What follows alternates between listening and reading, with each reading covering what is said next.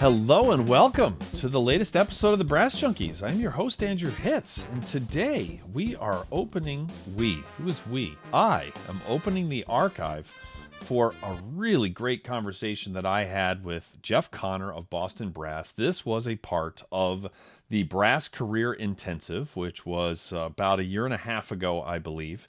And there were different sessions. This was a joint thing between the Brass Junkies and the Entrepreneurial Musician, my other podcast. And we had Mary Bowden was a guest. Chanel Critchlow was a guest. Jeff Connor, Lance LeDuc did a number of sessions. I did a number of sessions, and there were other guests as well. It was really great. It was a fun event. Got a lot of really great feedback about it. I will tell you that the number one question that I get in my email when someone is looking for help is, how do I start a brass quintet? That is the number one thing from Brass Junkies listeners. That is the number one thing from people that listen to the Entrepreneurial Musician, or TEM as I call it. And that is exactly what Jeff addressed. Jeff, of course, is one of the original founding members of Boston Brass, which started, did the Dream, which is started as a college group, just like four friends, started as a quartet, and then ended up touring and still are touring the entire world. And so you're going to hear some like really specific and actionable things that Jeff did, even though the technology, some of it that's talked about is from the 1980s when the group started. The principles are all still exactly the same. And so I think you're going to really enjoy this conversation between myself and Jeff Connor, both offering some of our thoughts on how to get a brass quintet or really any chamber group started at all. I wanted to very quickly thank Parker Mouthpieces for providing the hosting for the Brass Junkies. Parker Mouthpieces offers fine customizable component mouthpieces for horn, trombone, euphonium, and tuba, including the Andrew Hitz Artist Model Tuba Mouthpiece. You can find out more at parkermouthpieces.com or follow them on Facebook, Instagram, and Twitter. And also wanted to thank the Mary Papert School of Music at Duquesne University. Thank you to Jim Nova and all of the powers that be there. Your support of the Brass Junkies is very much appreciated. And believe it or not, I am doing a masterclass at Duquesne a week from this Saturday. So 9 days after this episode releases. On April 21st, I will be doing my first masterclass there in I think my last one was 7 or 8 years ago. So I've been there a few times, but I'm really looking forward to visiting the wonderful students. And the city of Pittsburgh is awesome. The Pittsburgh Symphony is doing Shostakovich 10 probably as I am speaking into this microphone, although the first concert might be tomorrow. Great city. Great school. Thank you to the Mary Papert School of Music. There is a link in the show notes. Thank you to Parker Mouthpieces, and thank you to all of you for listening. Please subscribe to the YouTube channel if you would. I think you'll enjoy it. I've been ramping up the content there of late. And also, if you are a Patreon patron, I want to make sure that you did not miss the hang. It was recorded and posted, but the Q&A that we had with Jeff Nelson of Canadian Brass, and there are some other special hangs coming up very soon, including I got a very cool idea. We were going to be sitting down with someone and listening to a recording that they were a part of, talking to them, asking them questions, and then listening together. It's going to be a very, very hip event. You can find out more about all that stuff at patreon.com/thebrassjunkies. And without further ado, let us get to the conversation that I had with Boston Brass's Jeff Connor.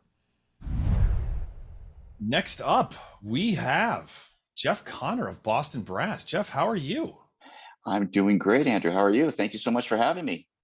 Be honest, do you miss me?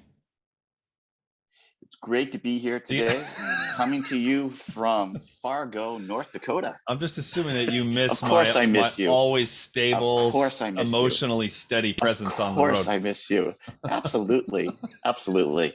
We had what, 13 years, right? 14 years. 14 years? Yeah. Yeah. No, it was a lot of, we saw the world. We did. Although when you were just overselling how much you missed me, it'd be like a 2-year-old be like, "Mommy, why is that man lying?" Yeah, like that. Yeah. Anyway. No. So of course, Jeff, I miss you. It's great seeing you. It's good to see you too. So Jeff is coming to us from Fargo, North Dakota, where Boston Brass just played the halftime show at the football game yesterday, and yeah, the world is opening back up slowly but surely, as we were talking about before we started. Before I go any further, I wanted to mention that this workshop is sponsored by Yamaha, who are sponsors of Boston Brass. So thank you very much to them for putting up with Jeff. I mean, for helping to make this event possible. Or actually, I'm reminded of the GIF. Why not both? So yeah, thank you for both of those things.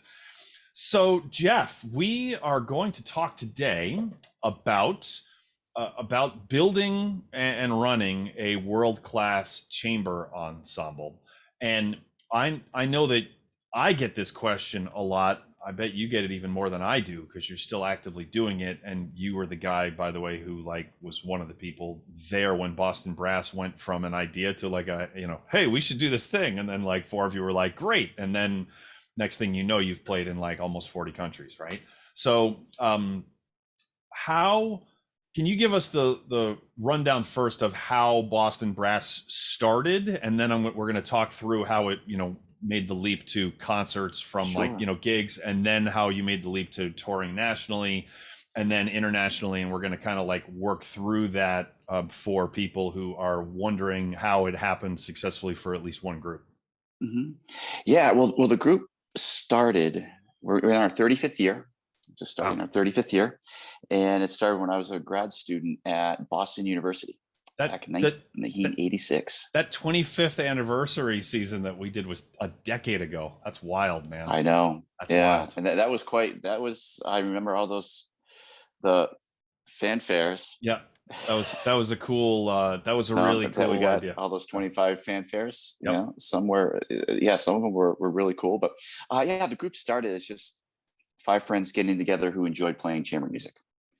Now you have to remember, back in the mid 1980s, in Boston, specifically at Boston University, Empire Brass was there, best brass quintet in the world. And so we had as our first teachers, coaches, mentors, members of the Empire Brass, and especially Sam Palafian. And at that time, there were so many groups. Atlantic Brass was just, taking over the world. I mean, just an incredible group. And there was Epic Brass, Paramount Brass. So many chamber music groups came out of there and gave chamber music, brass chamber music a career, all these musicians a career because of the Empire Brass. So I first heard Empire when I was, like you, Andrew, when I was at Tanglewood, between my senior year of high school, freshman year of college. And I, went to their seminar out of Tanglewood, and it's like, I want to do that when I grow up. I was just going into my freshman year of college, so I knew absolutely nothing, but I knew that's what I wanted to do, and I was going to figure it out, because it was just, it's just one of those aha moments. You see it, and it's like, that's the music they played. Look, they were having a great time. Then you hear about how they're traveling all over the place, all over the world. They're teaching, meeting people, they're recording. Just everything that they were doing was so intriguing to me. So it was just fortunate that when the group started, we had Sam and the other members of Empire, but mostly Sam. Like most of the groups, they were, he was our mentor, coach, teacher, and we just learned so much from him and from the group. And a lot of it was just watching, asking questions and them telling us, in their master classes and that, but just kind of watching what they do and keeping us like, oh, okay. Oh, they did. That's interesting. And just kind of keep that back of the head. And the group just started out as, yes, 5 friends, but we just started freelancing and gigging in the Boston area. I mean, nothing major. We were doing lots of weddings and conventions, church services, graduations, anything we could do. And you have to remember that this was analog days. So everything was phone calls. Everything was, putting a piece of paper in the mail. Rotary phone calls. Rotary, exactly. Yeah. No, I think we had a push button. Well, there were probably both. So it was, every Thursday, the Boston Globe would have a calendar section, in it, and it would have every event going on for the next week in the Boston area, in the surrounding area that was going on. So I would just keep all these calendar sections from the globe, and a lot of times they'd have a phone number to it, whatever event was going on, and I would just keep it there, and I would call it. And even though it was like 2 days from now, it'd be like, well, what are you doing next year? Are you still going to have this? And ask them, would be interested in having a brass group. I always kept my eyes on the gig board at BU. And if I don't care what it was, if they were advertising for a music director at a church, I was calling that church asking if they wanted brass. If they were looking for a string quartet, I called them. It's like, no, how about a brass quintet? Or, I would just take the flyer. It's like, no, I'm going to get this and just start building the musical Rolodex. So it was just a lot of time. And the other trumpet player who started in the group, he was also doing the same thing as well. And it was just, again, it was just creating opportunities. That's what we had to do. Just, you can create opportunities for anything. I mean, I think in December, those first few years, we were working just about every day in an office, big office in one of the big, buildings downtown Boston, just in the lobby at lunchtime and at the end of the workday, playing Christmas music, playing Christmas carols. They would hire us for, an hour.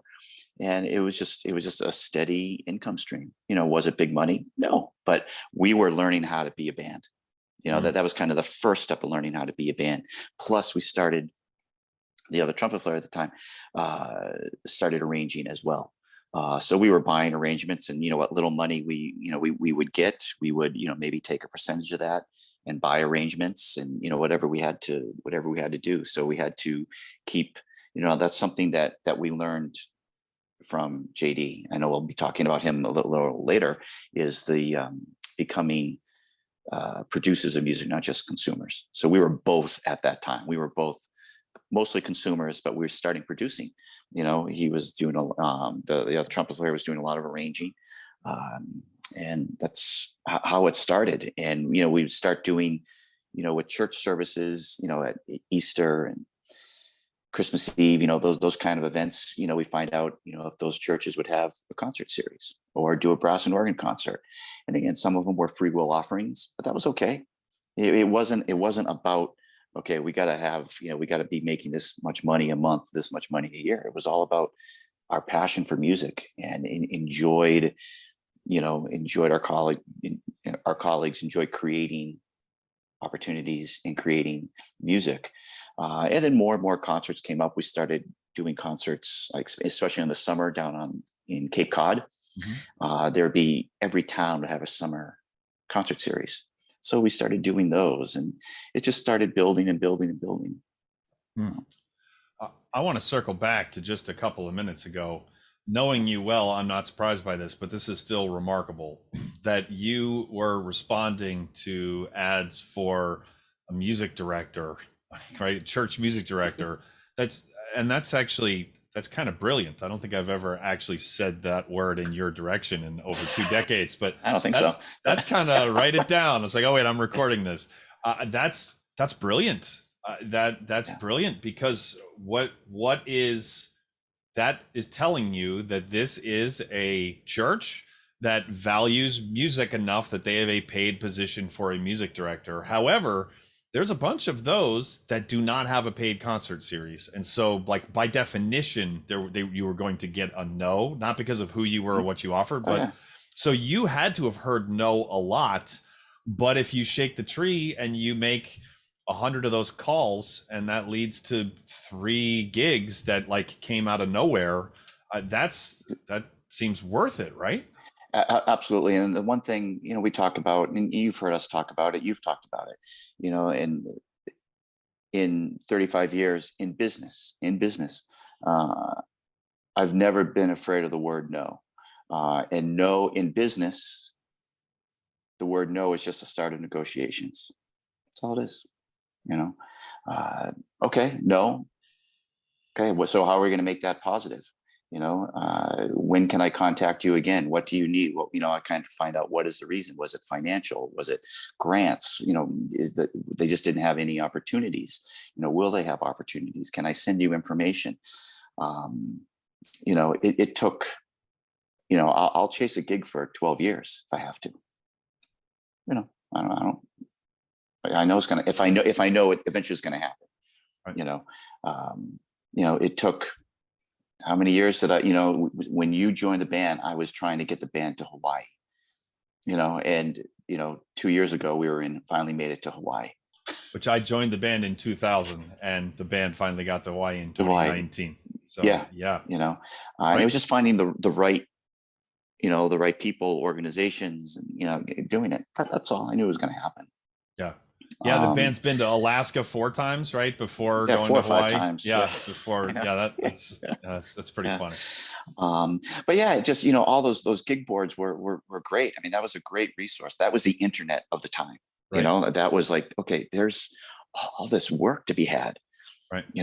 And it's like, well, even if they were, as an individual, even if there's a school where there was another college or a high school that was looking for a clarinet player for, Oklahoma, for the musical production of Oklahoma, I take it down and I take it and I call them. Do you have a trumpet player? You set for trumpet players?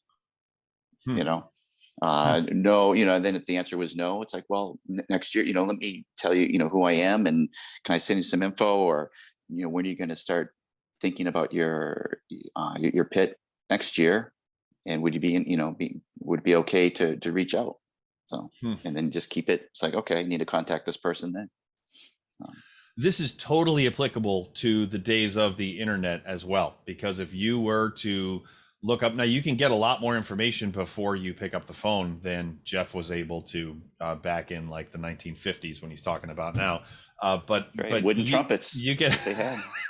you can if you've searched for music director openings for churches, then again, you've got a list of churches who are paying money for music. And then like that, so that weeds out the ones that don't even have that. And then there's a subset, and then you can easily go and Google each one of those, find out who has a concert series. Yeah.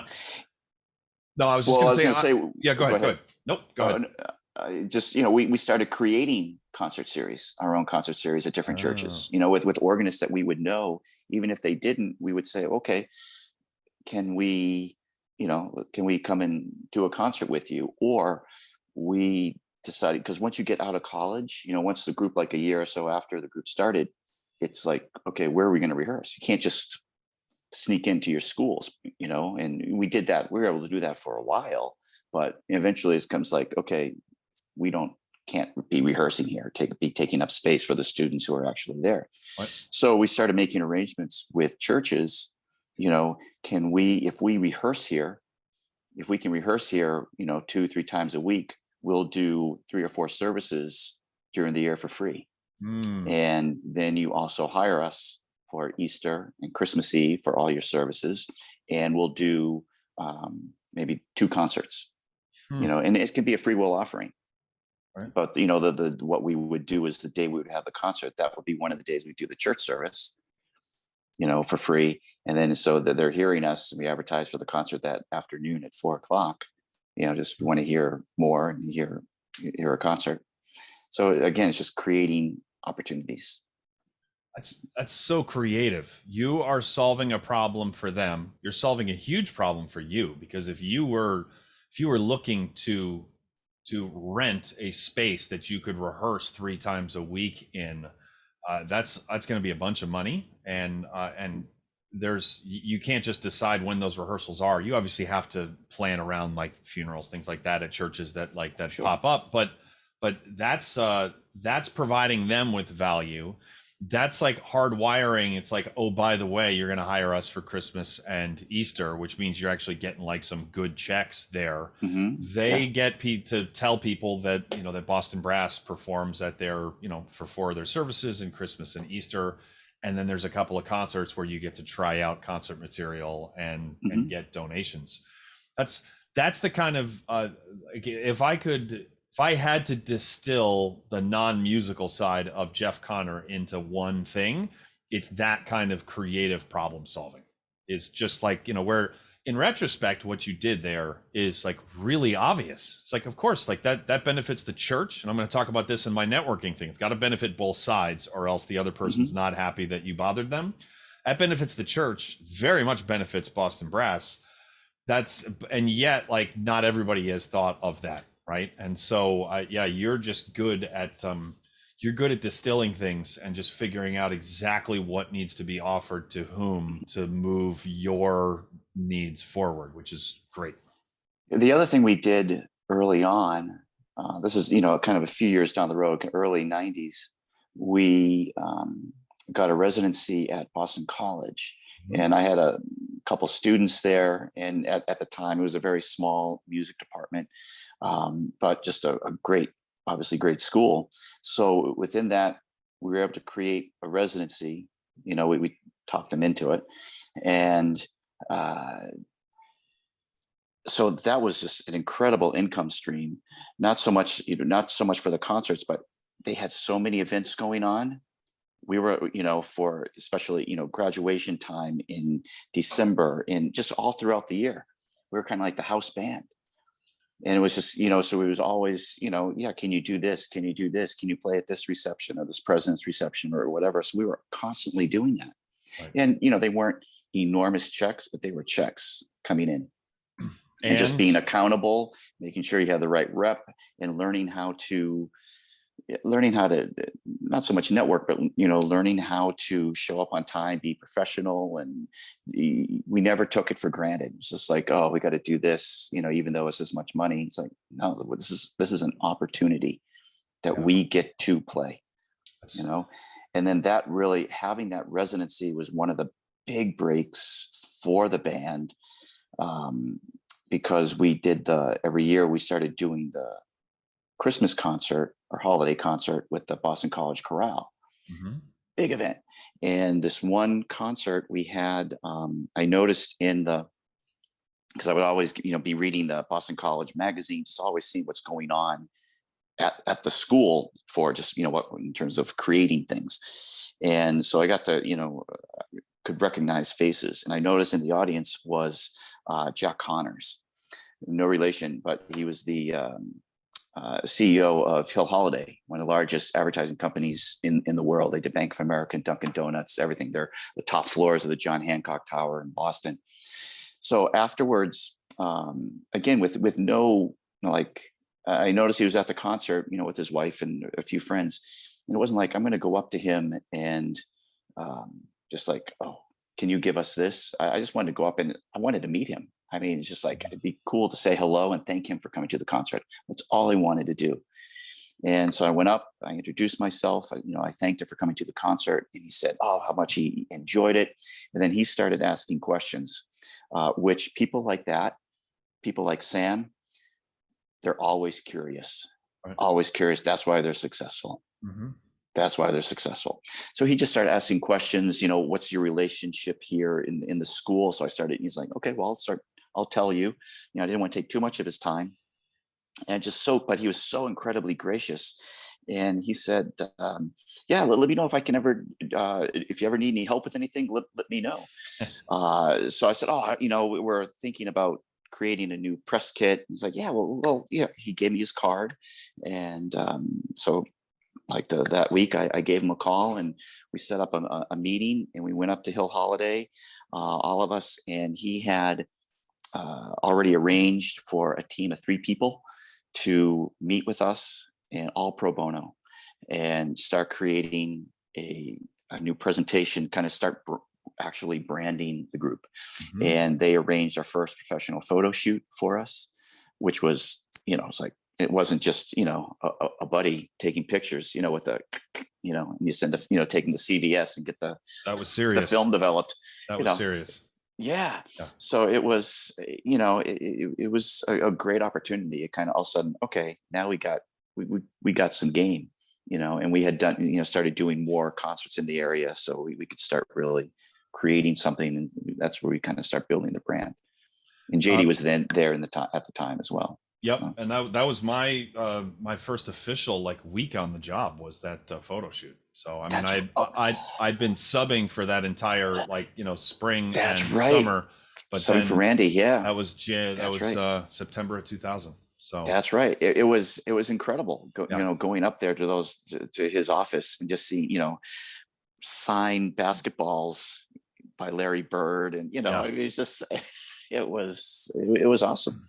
By the way, pro tip: this has nothing to do with building an ensemble, but if you're at one of those long photo shoots, my face started getting tired from smiling because I was smiling throughout. I was worried that they were going to take a picture when I wasn't smiling. You figure out, you smile, and then you just stop. And then, like, if you happen to miss when they're about to take a photo again, they will tell you to smile. So, like, yeah, you can't. It's not possible to smile for 6 straight hours without your your face like seizing up. So these are the things that you learn over time. So I just be like this, and then just like, and then smile. Okay, so I want to move now to how did you go from playing concerts in churches where you were playing, like for donations, and you had an arrangement where you were doing work.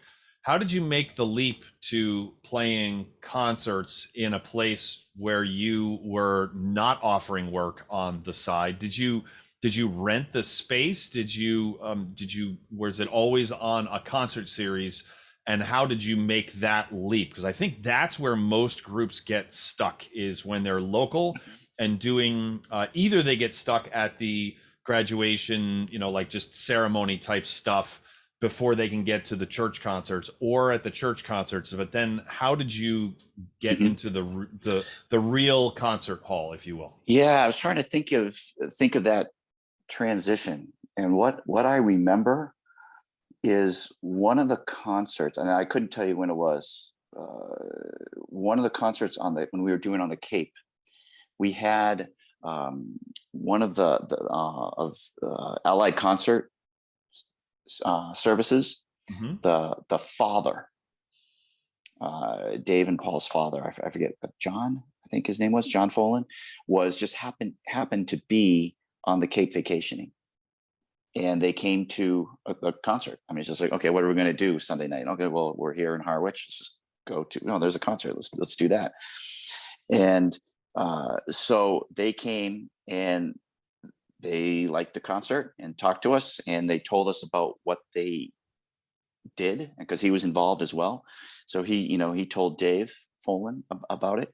And what Allied Concert Services is, it's an organization similar to what Community Concerts was, where it's concert associations all around the country. And Allied was mostly in the Midwest and upper Northwest.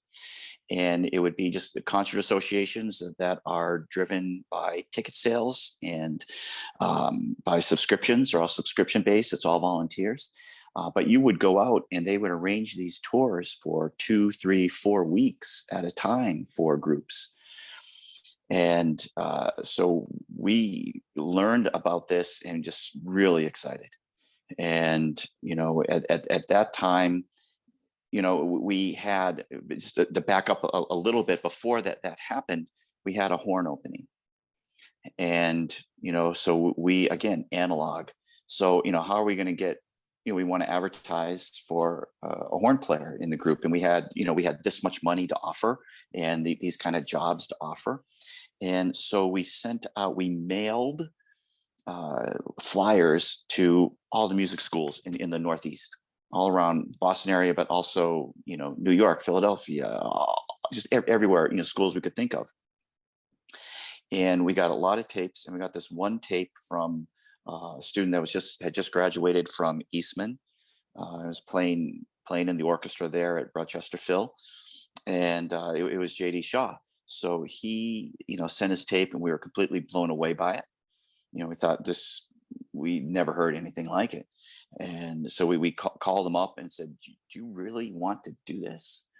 And he was sold. He's like, this is exactly what I want to do. He's like, he was playing in the orchestra. He thought that's what he wanted to do the rest of his life, and he hated it. And he thought, I want to do something. I see the potential in terms of what he could do, bringing his skill set in, which was a skill set we didn't have at that time. Mm-hmm. So it was exciting. So he came in and played and was like, yeah, if you want the gig, you got it.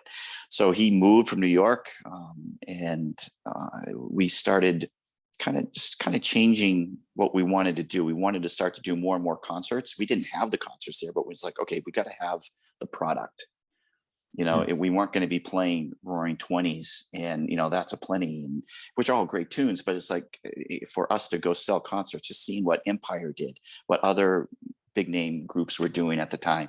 It's like, we have to become producers. We can't just be consumers and just play stock arrangements. Mm-hmm. And so JD, he was a prolific arranger, as many of you know. So he just started writing and writing and writing. And so we started designing a really well thought out show, really, with the head flow to it, and strong opening, and then a big closer, and where do we fit solos in, where do we bring it down, everybody can take a breath, and then ramp it up, give it, where's all the protein going to be. So we did that, and then it was like he came from a DCI background, so I thought, let's memorize the last tune. Okay, so we did that. Let's memorize the first tune. We did that. Okay, let's memorize the show. I was like, okay, let's do it. Let's why not? And so we did, and that was like, whoa, that was really, really cool. That all of a sudden kind of set us apart from other groups that were doing things. Mm-hmm. So then eventually we got tied into this Allied concert series, and we were going to be going out on the road for a month, our first big tour. And what they were really good at, what the Folans were really good at, is with young groups, showing them how to program music, in terms of what their audiences were.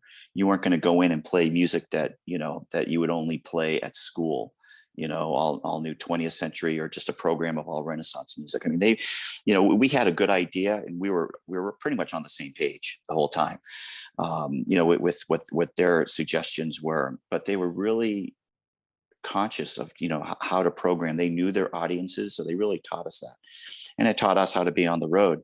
But then, before we had a lead trumpet opening before that first tour, and so we were incredibly fortunate. We needed what I learned once we got Rich Kelly joined the band, is that was kind of the missing part, if you will.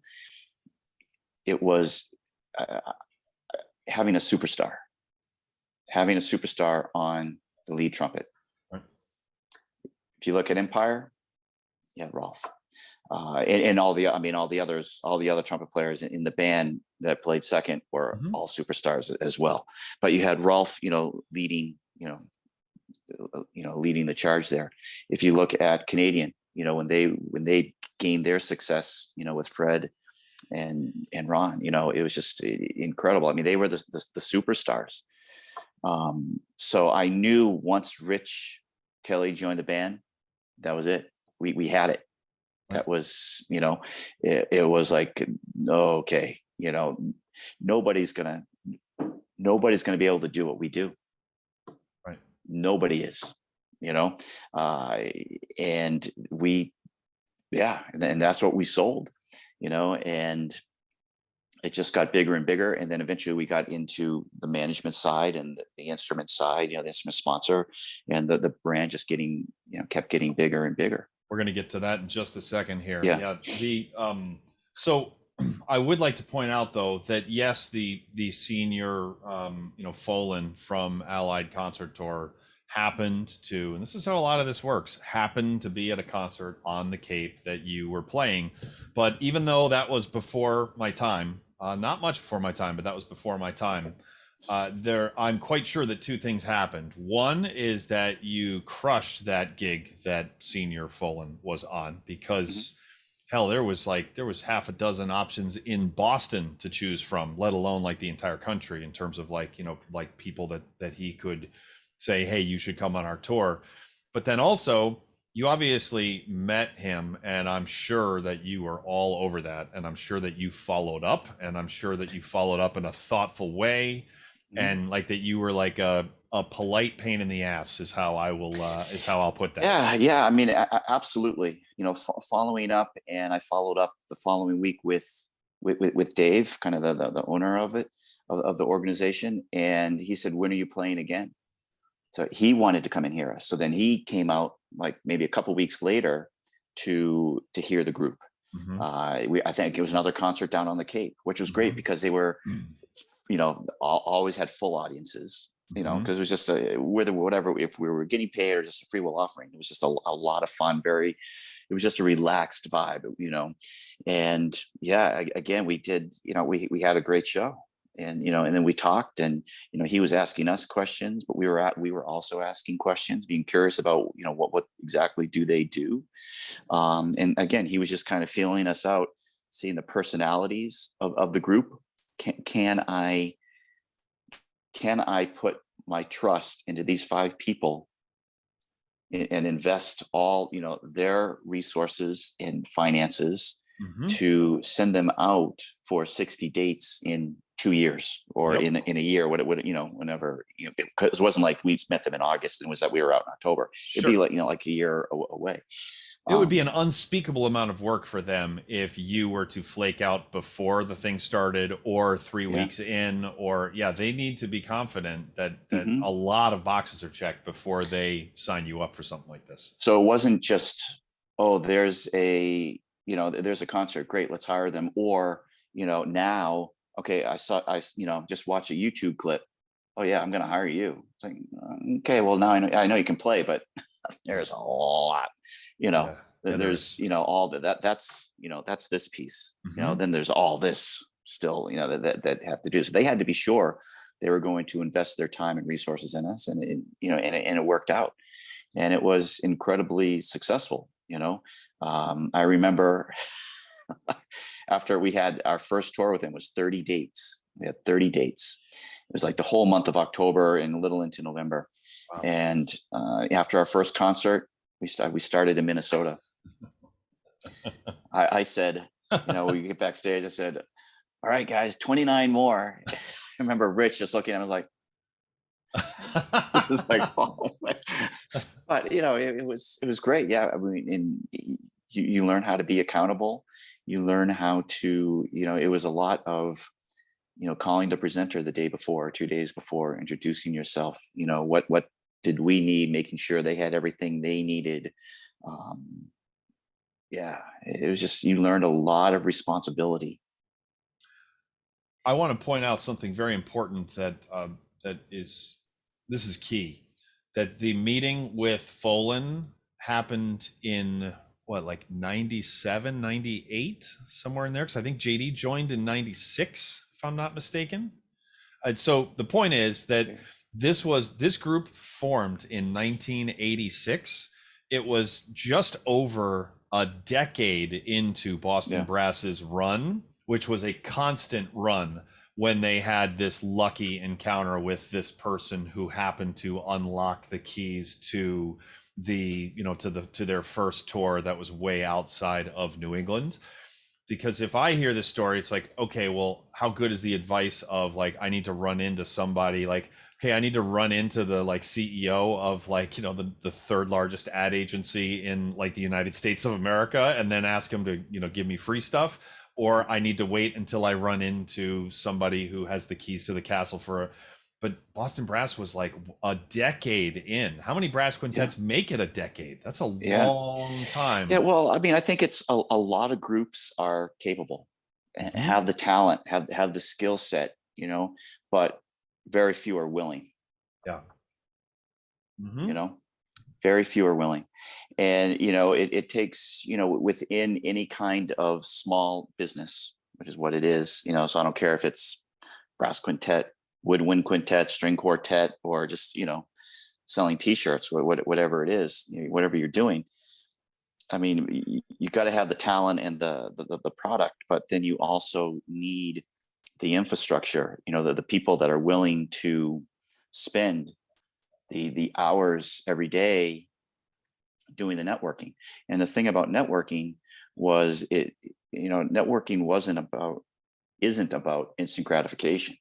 It wasn't, meeting Jack Connors at that Boston College chorale concert being like, okay, I'm going to go network now. It's all about fostering relationships. Mhm. That's all it is. It's all about thinking people, not positions. Yeah.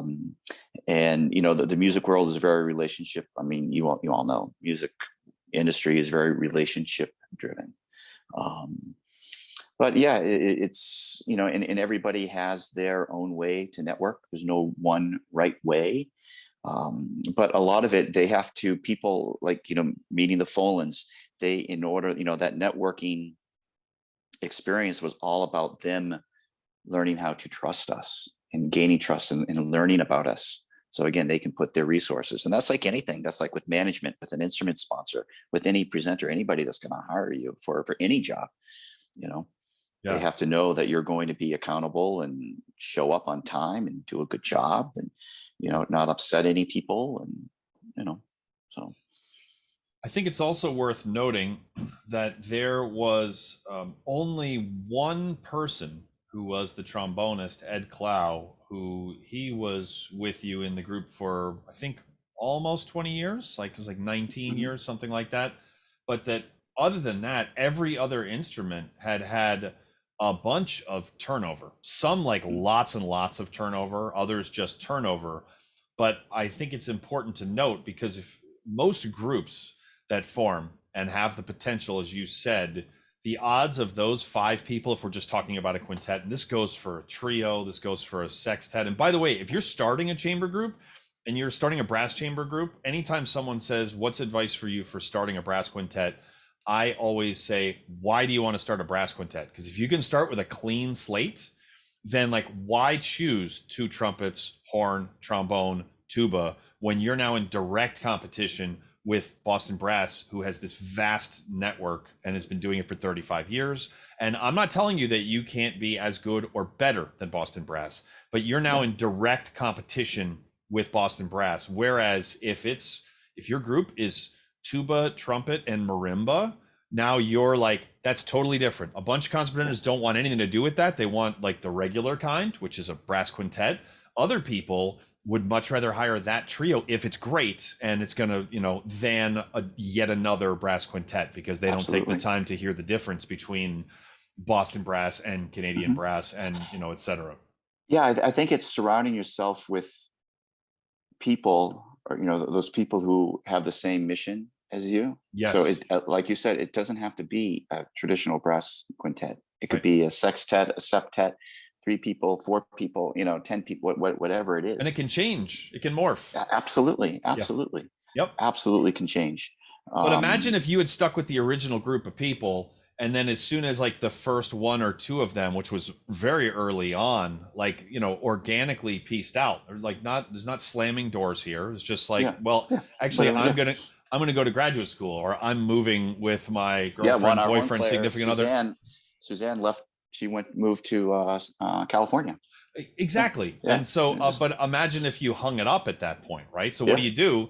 It's like next person up, right? You get another horn player, and that's also why I would encourage people that if you are someone like Jeff Connor, then it's almost in, and you really want to do the long haul here.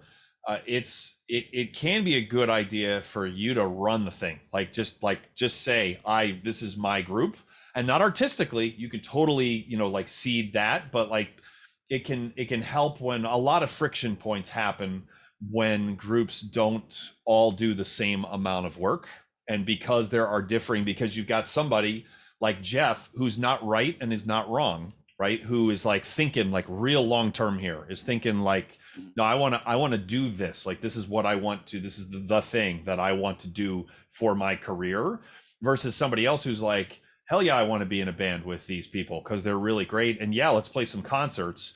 But then as soon as California comes up, they go to California. And by the way, that's not a lack of commitment. That's not good, No, that's not bad. no. It's just different places in life, Yeah. careers, goals, etc. But the constant, like like cockroaches in a nuclear holocaust, Jeff Connor is just like always there, always there, always there. And every group that has been successful has had somebody or somebodies in your role. I agree. Yeah. I agree. And we can look at, look at Dallas Brass. You have Mike. Look at Empire. It was Sam. Um, you look at those are just a couple brass groups. You look at Canadian. It was Chuck and Gene. It's you got to have somebody that's keeping the wheel turning. Constantly, 365 days a year, and it's got to be.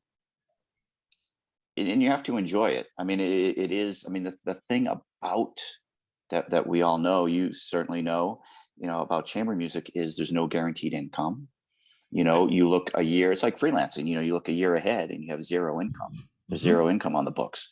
And, it's, when you're in your early 20s or, and you don't have a lot of responsibilities, okay, you can kind of work on that, that's okay. But once you get older and you do have responsibilities, that's kept me motivated for years, just looking ahead, but also a challenge. And it's exciting to look ahead a year and go like, okay, there's no income. Now I got to build a season. Right. That's exciting. It's like, okay, and just build that. And that I enjoy the process of that. Yeah. But that being said, hearing the word no, that's all the time. One of my favorite quotes is by Winston Churchill. Success is the ability to go from failure to failure without losing your enthusiasm. And I enjoy doing it, and I'll continue to do it. I'm never afraid to ask for anything. I will always do, if I'm contacting somebody that I don't know or don't have a relationship with, I'll do my research on them. So see if there's some kind of commonality that I have or the group has or one of the members might have with them. So in the subject line, I'm able to put, not only Boston Brass, but, I'll put whatever the commonality is. And then most likely they're going to open that email and give a response. It doesn't mean that they're going to offer us X amount of dollars, but at least that's where you start fostering that relationship. That's great. Yeah, it's never been easier to check for commonalities. Anytime that I am, well, right now I'm on the board of directors of the Mockingbird Foundation, and one of the things that we do is give out $1,000 like miracle grants to band programs where we just and I have to figure out deserving schools, and I have to figure out how to best get in touch with band directors. Every time when I find a potential school, I type their name into Facebook, and sometimes it could be 2, sometimes it could be 20, common. And then I can sometimes have an in with someone, which gets the email open, because it can seem like it's spam, and it's totally not. Like, we have given almost $2 million out, but it can seem like, hey, I got free money for you, just like, call me back. It's like that. My wife, as a band director, needs to have a filter for what she even has time to be able to answer. But again, that's a way to get the email opened. And this is something where, yes, I actually do have a need there, which is that I need you to get back in touch with me so I can give you money in this instance. Yeah. But that's still a need that I have, because I have to do a certain number of those. And I got to cross that off of my list. It's funny how that's the exact same driving principles as Boston Brass trying to get money rather than give money, which I also do that too, obviously, in different circumstances. But it's all about being thoughtful about that. Yeah, it really is. And I think another important thing for students to understand, or young people understand, is make sure you are diversifying your network. That, we always say, as cool, and I know it is cool, if you're a trumpet player, just to be hanging out with trumpet players, there's really nothing better. Is that cool though? That being said, no. And you don't hang out with just brass players. You got to diversify your network. If you are in college, you best be going to clarinet master classes. You need to be going to violin recitals. You need to be going to, the senior who's doing their bassoon recital. You need to make sure that you are listening If piccolo player has a solo in a concert, you make sure that after the concert you tell them what a great job they did. Unless they sucked. You still tell them what a great job they did, and no, because that stuff goes, they're going to remember that. Great lesson. Imagine if you're doing your student recital, and all done recitals, and if you get 5 people, 10 people, you just want to have more people in the audience that there are on the stage. That's our only hope. If you get 3 people that you don't have a direct connection with, then that's a miracle. Remember them. Yes. And then not that that's going to pay off that day or that week. No, of course not. But you never know the positions where the people might end up. Yes. They might leave music completely, but they may be, who knows what kind of resources they have later on. I mean, it's just, it's what you have to do and take advantage of, Yes. Networking is all about the long game. Imagine if you had viewed success with talking to Jack Connors after that chorale concert at Boston College. Imagine if you had viewed success as trying to get him that night to agree to a $1,000 check for Boston Brass to play at a private party, which would have been like $200 a piece. And you could have name dropped that you played at Jack Connors' party, but that's not, what you ended up getting and providing to him. We played his birthday party, right? At the Four Seasons, a couple of years later.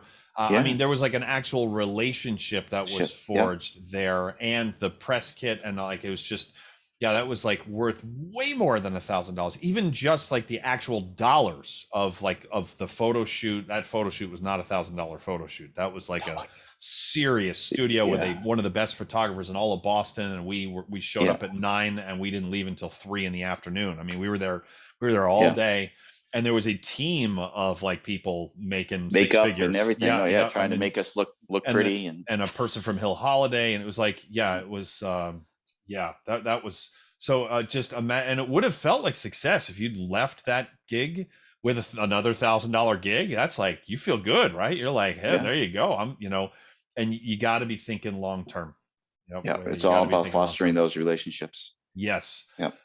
Before we run out of time here, how did you get your first instrument sponsorship with United Musical Instruments, which was the umbrella name for Con Selmer at the time? Did they approach you? Did you approach them?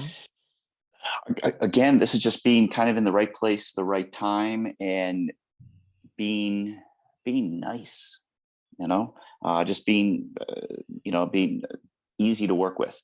I was doing I was playing trumpet in a festival in Pennsylvania, and the tuba player there was Scott Mendoker. Love that guy. Awesome guy.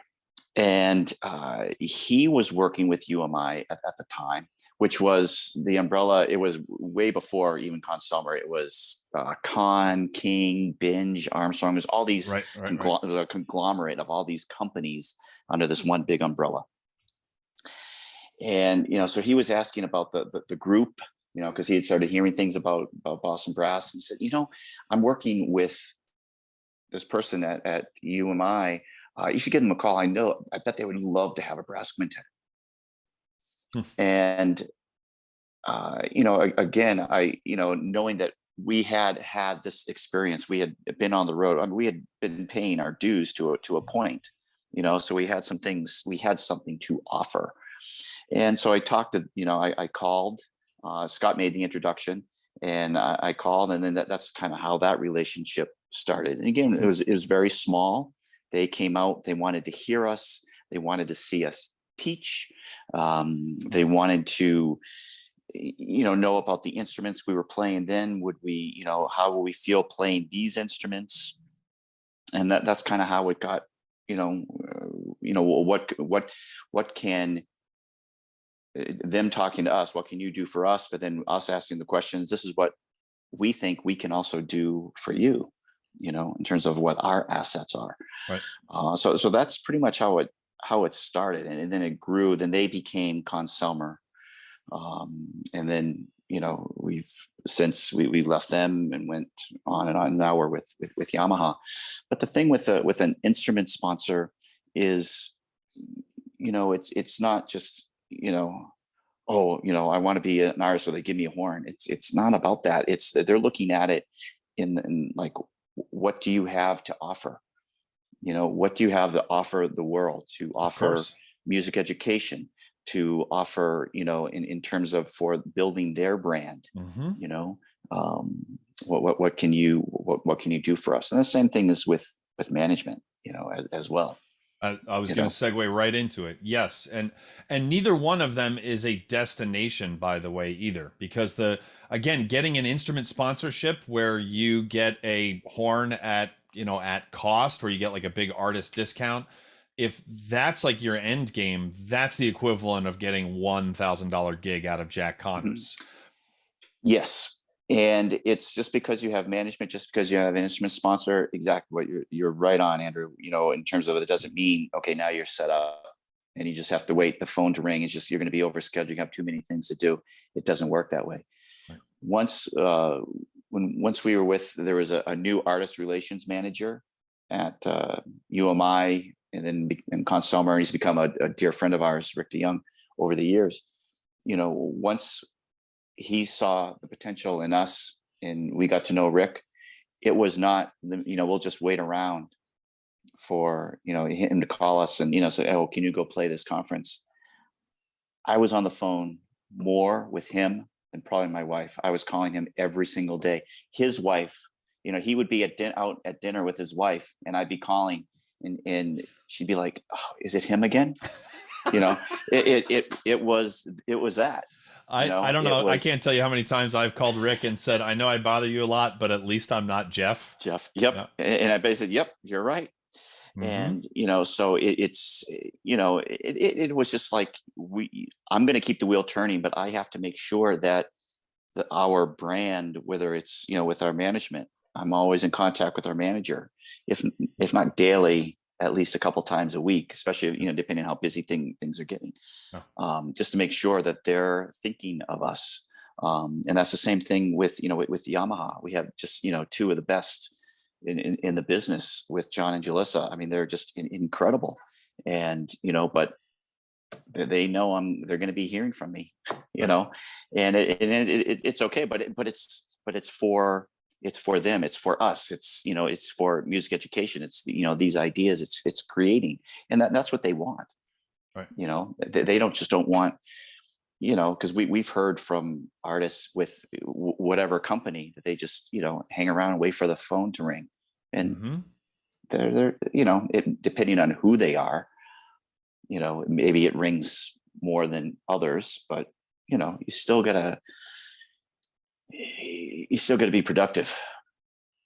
When a concert series hires you, they're not doing it as a favor to you. They are doing it because they have a need, which is that they need to find 4, 6, 12 artists for their concert series, which they provide, and they hire ones that they think that their board of directors, the presenters board of directors, or / audience are going to enjoy, right?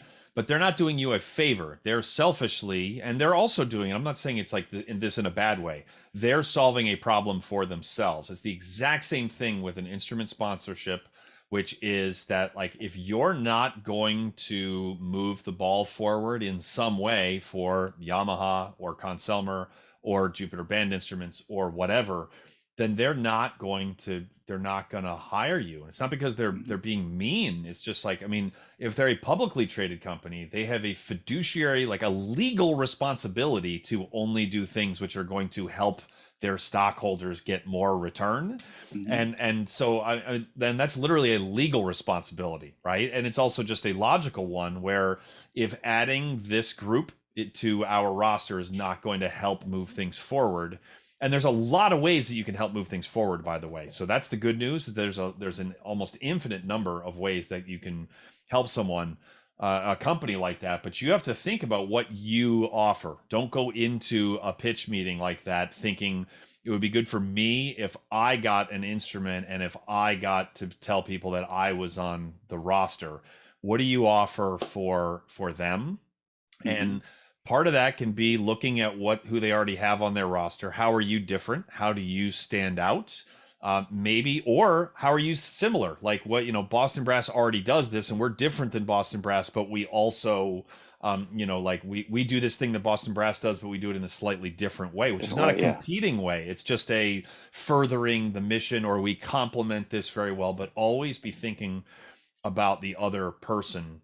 And the same goes for management, right? Like management's not going to sign on with you if they don't feel like they can sell you.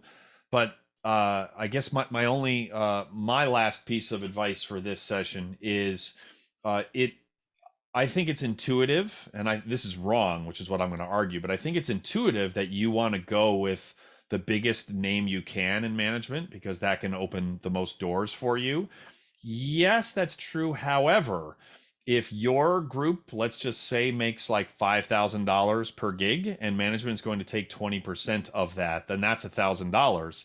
If the average group that is on their roster makes $15,000, $20,000, $25,000, then they're going to make $5,000 off of the group that makes $25,000. And so if they can, yes, they're going to make sure you get some work or you're going to leave, but like, which one would you do if they were both a good fit for a concert series? Are you going to really push the one for $5,000, or are you going to like push the one for $25,000?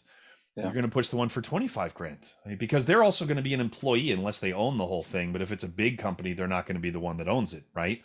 So I would argue that it's better, if you need management, to find somebody who's small, who you're going to be the biggest fish in that, because the squeaky wheel gets the grease. Like somebody who's going to just be really creative and a bulldog like Jeff is way better than somebody at fill in the blank really big name where you're going to be at the absolute bottom of their roster. That's my 2 cents.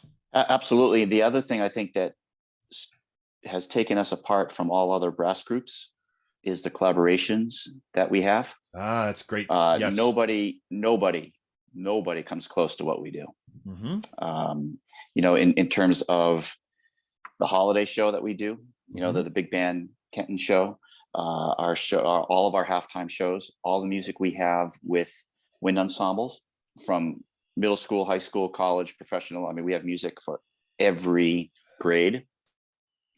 With orchestra shows, we have shows with woodwind. I mean, a thought out show with woodwind quintet, a thought out show with strings, organ. And, with organ and brass. I mean, the usual suspects we have, but it's all these other things. Yes, that that we have, that we've invested a lot of financial resources as well. Just time, and nobody is doing it. And we have some other ideas that we're thinking of, and so it's collaboration is something that's really important. Learning how to be collaborative, and and again, just keep creating. Even it doesn't matter. We've been going 35 years. We're still trying to make our show better. We're still rehearsing. We've played Caravan how many times? We still rehearse Caravan. We get rehearsals like, oh, that wasn't tight. So there are times we're like, yeah, we can play it in our sleeps, but that doesn't matter. Yeah. We still want to try to get it better. Yeah. So we're always trying to keep moving forward, because it is really important. I think one of the important things that I realized over this past year, being shut down past 2 years almost, is how fortunate, when we wake up in the morning, we get to make music, we get to collaborate, we get to teach, we get to work with students, we get to travel, we get to, yeah. As opposed to we have to. Yep. I have to go to work and make change. I have to go to work and, yeah, make the donuts, whatever it is. And there's nothing wrong with that. Right. But, having a life and building a life on waking up in the morning, getting to is pretty amazing. And not a lot of people get to do that. But that being said, in 35 years, there have been a hell of a lot of have tos. We have to do this, we have to do this, we have to do this. We have to keep rehearsing, recording, rehearsing. It's just, we have to. Now yes, we're to the get to, but we're still doing the have tos in order so we can continue getting to, wake up every morning and get to do what we have to do, and to get what we, want to do, and whatever our, that passion is. Yeah. So there's it is exciting. And, like I said earlier, I think, a lot of groups are absolutely capable, young groups and groups that have, won competitions or whatever, but are, how many are willing? And it's the the demise, which is like anything of most chamber music groups, it's just the interpersonal skills. You can't play well in the sand. You can't play well in the sandbox. Right. And that's one of the great things. One of the things I learned from Empire, that we all learned from Empire, or from Sam, I should say. There's the 3-part diet that you have in order to become a successful musician or a complete performer. And that's your individual, where you are, you learn your basics, your fundamentals on your instrument, your jurors, your recitals, all that stuff. Then there's playing large, wind ensemble, orchestra, brass band, whatever it is. And that's where you learn to be a good citizen. You learn many transferable skills as well, like communication, arranging, leadership opportunities. You learn to work with a conductor. You learn to play within a section. And then you have playing chamber music. That's where you learn your musical independence. You get to express your own musical opinion. There's creative solving problems you have to figure out. Teamwork, collaboration, presentation, learning how to present a show from the minute you walk on stage to when you leave stage and go out to the lobby to talk to people. Yep. So all these things, that's a real important part that you can, that chamber music teaches you, that you can take to anywhere, whatever you end up doing in your life. But that's something that in becoming that complete musician, you got to get that third part of that diet, make sure you have. And that's one thing that Andrew, myself, all of us have learned from Empire and from Sam, just watching them. It's a great note to end on. Jeff Connor of Boston Brass via Fargo, North Dakota. Thank you so much for sharing your wisdom with us today. My pleasure. Thank you so much for having me, Andrew.